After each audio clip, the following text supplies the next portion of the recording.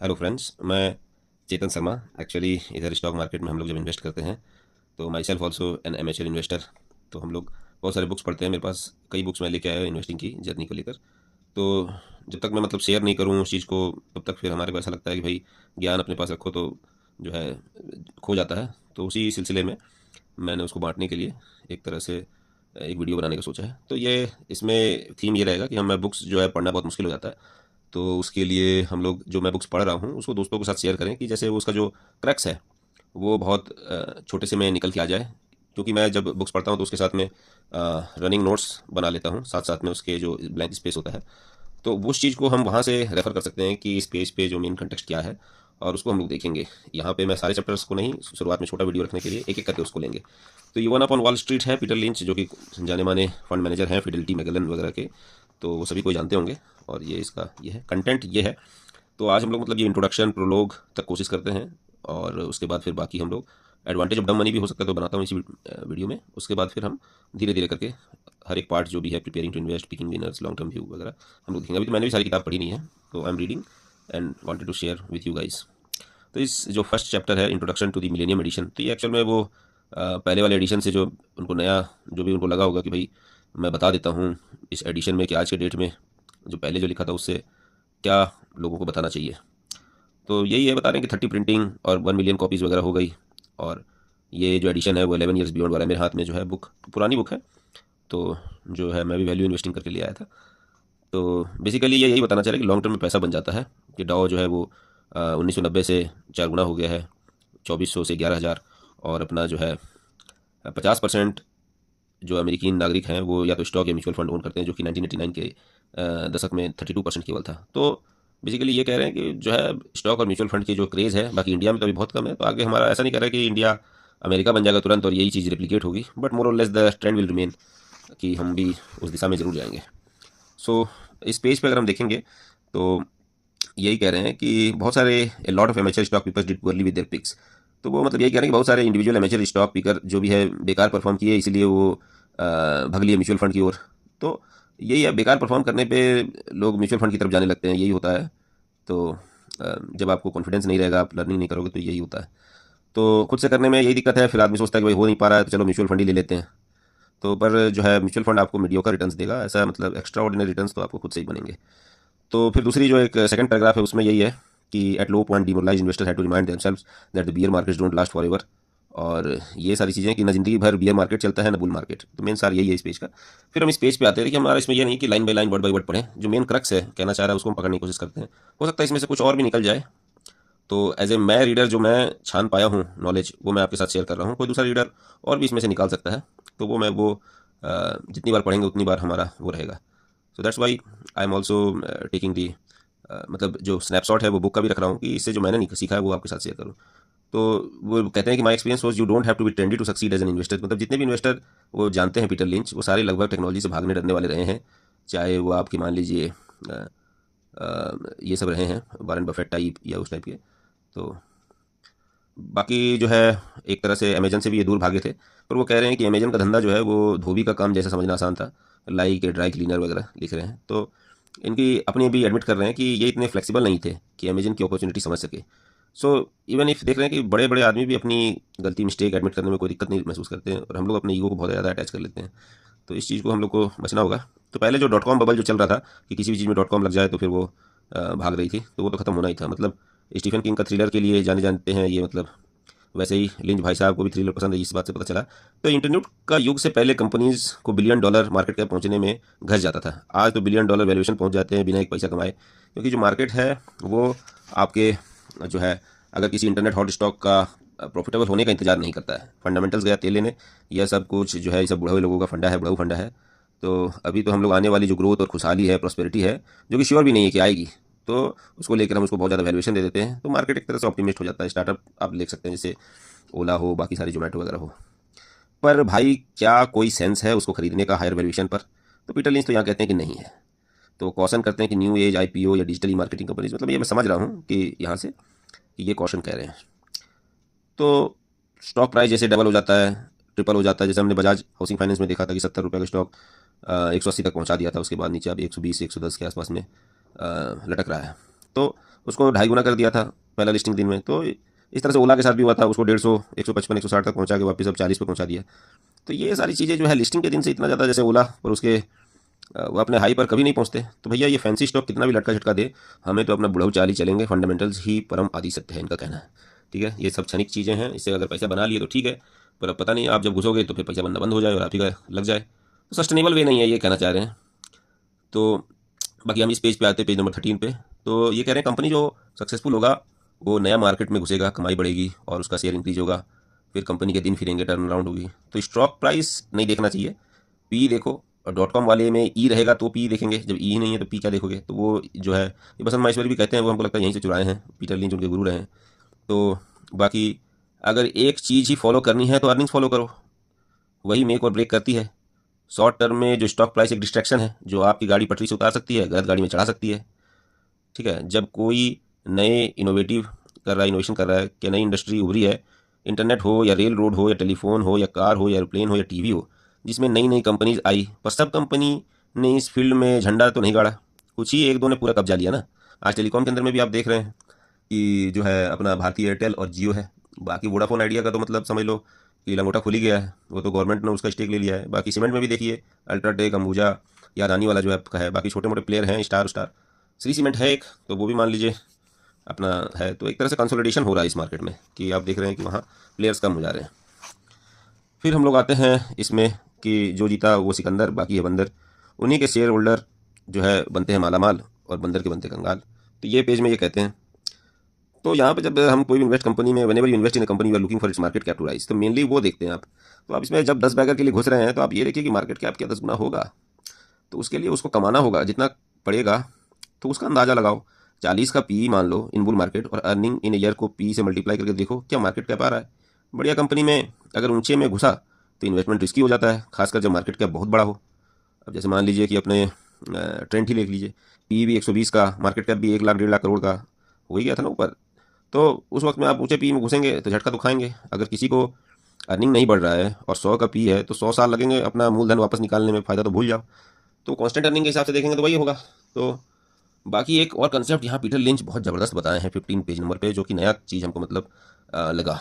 वो ये था कि बहुत सारे जो कंपनी उस वक्त में .com बबल में सेंसिबल क्या एक रहता था, वो सेंसिबल ये था कि फ्री इंटरनेट प्ले करना ज़्यादा सेफ था, कि इंटरनेट थीम में आप खेल भी रहे हो पर बिना रिस्क लिए। अगर चल गया इंटरनेट सर्विस का धंधा तो माला माल, मतलब नहीं भी चला तो बाकी काम धंधा तो कंपनी करती है। जैसे मान लीजिए कोई कंपनी कुछ कर रही है और साथ साथ में उसने इंटरनेट का भी मतलब धंधा चालू कर दिया, तो वैसे कंपनी में वो बता रहे हैं कि इन्वेस्ट करना सेफ रहता था।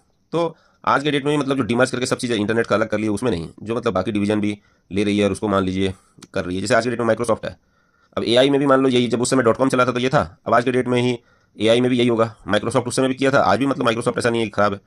तो अगर चमत्कार के बाद भी मतलब नमस्कार करते आप माइक्रोसॉफ्ट में, तो भी 7 गुना पैसा तो बनता। हर जगह माइक्रोसॉफ्ट का ही विंडोज़ लग रहा था। तो ये मतलब इस पेज में कहना चाह रहे हैं, बाकी डिटेल में तो पढ़ना पड़ेगा। माइक्रोसॉफ्ट के साथ सिस्को कंपनी की भी डिस्कस किया है और भी एक दो चीज़ को बताया है। ठीक है, तो उसको हम लोग डिटेल में डिस्कस नहीं करेंगे। हम रनिंग नोट्स को रेफर करते हुए पेज का जो सार हमने निकाला उसको हम शेयर कर रहे हैं, so that the length of video which is already 13 minutes के आसपास हो गया है, तो वो और ज़्यादा बड़ा नहीं होना चाहिए। तो मतलब जो कंप्यूटर बक्सा बनाते थे वे आपस में लड़ मरे, जैसे कि डेल, एचपी, कॉम्पैक, आईबीएम, और पर जिससे उनकी अर्निंग्स मार्जिन घट गई, लड़ मरे। तो पर माइक्रोसॉफ्ट जो है वो उसका बाल भी बांका नहीं हुआ, क्योंकि बिल गेट्स बक्सा नहीं उसका तेल बेचता था। उसी तरह सिस्को 1990 में लिस्ट होने के पश्चात 480 गुना हुआ। वह कंप्यूटर को नेटवर्क से लिंक करने का धंधा करता था। उस वक्त कॉलेज या स्कूल या डॉर्मेट्री वगैरह में आसान से कोई भी नोटिस कर सकता था, खरीद सकता था। देयरफॉर कोई एमेचर इन्वेस्टर भी कहीं भी क्या नया डेवलपमेंट हो रहा है उस पर ध्यान दे तो कल का बिग विनर हाथ लग सकता है। पीटर लिंच आपको अपना फेवरेट प्रोडक्ट या स्टॉक खरीदने नहीं बोल रहा है, क्या बदलाव आ रहा है, कौन ला रहा है, उसको देखने बोल रहा है। आप वर्क प्लेस में देखें, ऑटो शोरूम में देखें, रेस्टोरेंट में देखें, आप जहाँ पे जा रहे हैं वहाँ पे आप मतलब उसको देखें, वो चीज़ कह रहा है। फिर अगर आप रिटेल कंपनी खरीदे हो तो यह देखना उचित है कि उसका ग्रोथ एक्सपेंशन का कहानी शुरू हुआ है या अब खत्म होने वाला है। तो पीटर लिंच कहते हैं कि मेरा अटूट विश्वास है कि एमेचर इन्वेस्टर प्रोफेशनल के ऊपर जो है जो है एडवांटेज में रहता है, एडवांटेज पोजीशन में रहता है। आज के डेट में हर information, news alert, brokerage report, rating upgrade downgrade, उसका सारा fundamental metric within few clicks real time में मिलता है। प्लस जो डिस्काउंट ब्रोकर के आने से बेचना खरीदना सस्ता और आसान हो गया है। तो आज 100 की जगह केवल 50 कंपनी फॉलो करता। अगर लिंच को फॉलो करना होता तो 50 की जगह 100 करता। पहले बहुत मुश्किल था, तो जो है गागर में सागर भरने वाली बात है। तो ये चीज़ आप देख सकते हैं। फिर हम लोग इसको कंक्लूड करेंगे 20 मिनट्स में। तो 1970 1980 में भी कई स्टॉक्स हैं जो मेरे पास पड़े हैं, मतलब लिंच जी के पास, और कई ऐसे हैं जिसमें मेरा पैसा से भी कम पर ट्रेड कर रहा है। पर उसमें इसलिए नहीं बना कि मैं ज़िंदगी जिद्दी हूँ या गमगीन हूँ, मैं उनको रख रहा हूँ क्योंकि इनके फाइनेंशियल डिसेंट हैं और जो है शेप में है, और आज वाला समय बेहतर लग रहा है। हर स्टॉक में पैसा बनाना जरूरी नहीं होता। 6 से 10, तो 10 में से 6 भी अगर पोर्टफोलियो में चल पड़ा तो अच्छा रिजल्ट रहेगा, क्योंकि लॉस तो लिमिटेड है, जितना लगाए हो उतना ही होगा लॉस, पर गेन तो बहुत हो सकता है, 100 गुना 200 गुना। तो वही चीज़ है, मतलब 100% ही मेन लॉस होगा। तो जैसे बता रहे हैं कि एक बेथलम स्टील जो 1960 में एक ब्लू चिप हुआ करता था, $60 से $17 हुआ, फिर लगभग कौड़ी के भाव हो गया। तो चीप स्टॉक और भी चीप हो सकता है, तो मैंने यहाँ पे ब्लू चिप भी देखो चीप हो गया। वही जी इतना बड़ा होने के बावजूद भी रैपिड रेट से प्रॉफिट बढ़ाया। उसका नाव खींचने वाला जैक वेल्च बड़ा सही चलाया उसको, अपने कैश से नए बिजनेस खरीदे और अपना जो है शेयर को जो माला बाईबैक भी किया, तो उससे जो शेयर अप्रिशिएट किया। तो बेसिकली ये बाईबैक का फंडे के बारे में यहाँ इस पेज में कह रहे हैं कि आ, बिना डिविडेंड के जो है आजकल बाईबैक का जो कंसेप्ट है वो कहाँ से पैदा हुआ है उसके बारे में बता रहे हैं। तो बिना डिविडेंड के स्टॉक को लॉन्ग टर्म होल्ड करना कठिन है। तो ये शेयर बाईबैक का जो चलन है आज कल डिविडेंड देने वाली प्रजाति लुप्त हो गई है, कगार पे है। तो ये जो है बात सही है कि आज के डेट में इंटरनेट या इंटरेस्ट रेट कम है 1988 के 1989 के मुकाबले, तो बॉन्ड यील्ड और डिविडेंड भी कम ही होगा नेचुरली।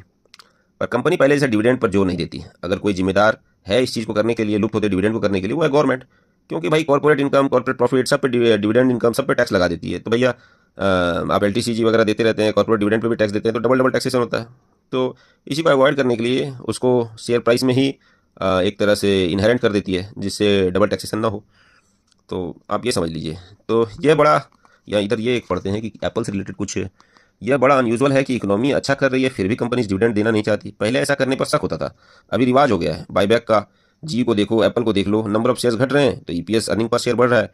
पर यह इंक्रीज का मजा कागज तक ही सीमित है। जब तक आप कागज को बाजार में बेच ना दो तो फिर ये जो है मज़ा नहीं आएगा। डिविडेंड में तो रियल मनी आता था, तो बेचने वक्त आप LTCG दोगे जो कि मतलब कम रहेगा। तो एक तरह से डिविडेंड नहीं देने का जो एक तरह से जो चलन है और बाईबैक करने का जो एक बहुत बड़ा बनने के बाद में, तो वो सारी चीज़ का एक रैशनल बताएं कि क्यों ऐसा टैक्सेशन को अवॉइड करने को लेकर हो गया। ये एक बहुत मज़ेदार है। तो इसी से हम लोग मतलब देखते हैं इसका जो प्रीफेस उसको ख़त्म कर पाते हैं। तो जहाँ पूछो हर कोई अपने आप को लॉन्ग टर्म इन्वेस्टर ही बता रहा है। लॉन्ग टर्म इन्वेस्टिंग के गुण इतने मशहूर हो गए हैं कि कोई भी अपने आप को एक बार को गंजेड़ी भी कबूल कर लेगा, पर शॉर्ट टर्म इन्वेस्टर नहीं कबूल करना चाहता।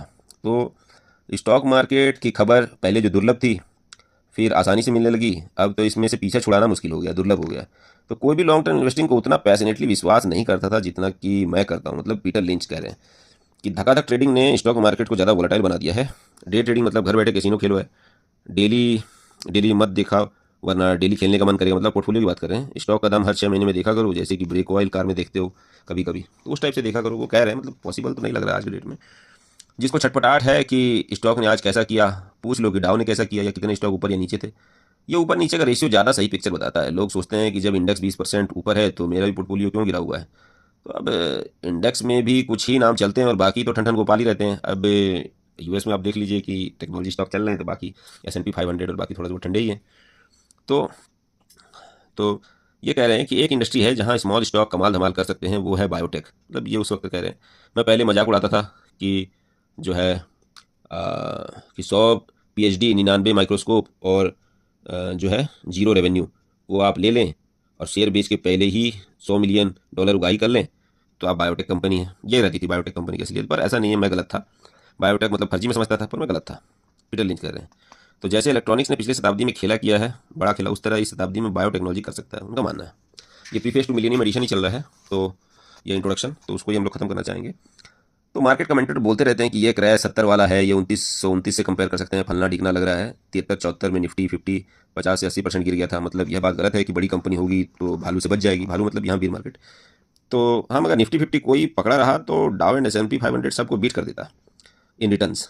तो इवन तुम अगर नीचा गए तो फिर वापस हो जाते। ऊंचा में ही क्यों न खरीदा हो। अगर तुम सबसे ऊंचे में भी खरीदे होते तो भी मतलब तुम्हारा डिसीजन सही रहता। तो इतिहास बताता है कि हर 2 साल में 10% डिक्लाइन, हर 6 साल में बियर मार्केट 20% डिक्लाइन या सीवियर बियर मार्केट -30% डिक्लाइन। तो 1929 के बाद ऐसे 5 आए हैं जो सीवियर वाले कह रहे हैं।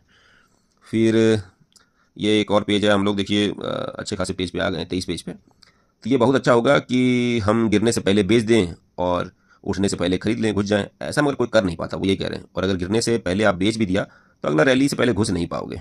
5 ईयर्स में केवल 30 दिन ही जब मार्केट चला था, मतलब जब स्टॉक आपका चला था, अगर आप बाहर रहे होते तो आपका सारा फायदा गायब। तो आप तय नहीं कर सकते वो 30 दिन कौन से होंगे जब मैं बाहर रहूँ। मतलब आप अगर गलती से रह गए तो आपको बहुत नुकसान होगा। तो इसलिए आप बने रहो, यही कह रहे हैं। स्टे इन्वेस्टेड इज द मंत्रा वो कहना चाह रहे हैं। तो 1989 में जब डाउ 2600 था तो स्टॉक एक्सपेंसिव लग रहे थे लोगों को, मतलब बहाना खोजते लोग। 1992 में जब डाउ 3000 था तो स्टॉक्स एक्स्ट्रावेगेंट लग रहे थे। 1995 में जब डाउ 4000 था तो नाना नाना करने वाले बहुत आ गए थे। तो इस तरह से नए शेयर्स वगैरह बहुत रहेंगे। अगर आप 40% भी घट जाएं तो भी फ़ायदा में रहेंगे। ऐसा नहीं है कि ओवर वैल्यूड मार्केट बोल के चीज़ नहीं होती है, पर उसके बारे में सोचकर कुछ हासिल नहीं होता है। कई चिंताओं को दीवार चढ़कर ही बुल मार्केट आता है और चिंताएं कभी खत्म नहीं होती। कैटास्ट्रॉफ जैसे वर्ल्ड वार 3 हो जाएगा, या बायो वार हो जाएगा, या न्यूक्लियर वार हो जाएगा, या ग्लोबल वार्मिंग, या मिट्टियों टक्कर कर देगा जैसे 2012 के लिए बता रहे थे।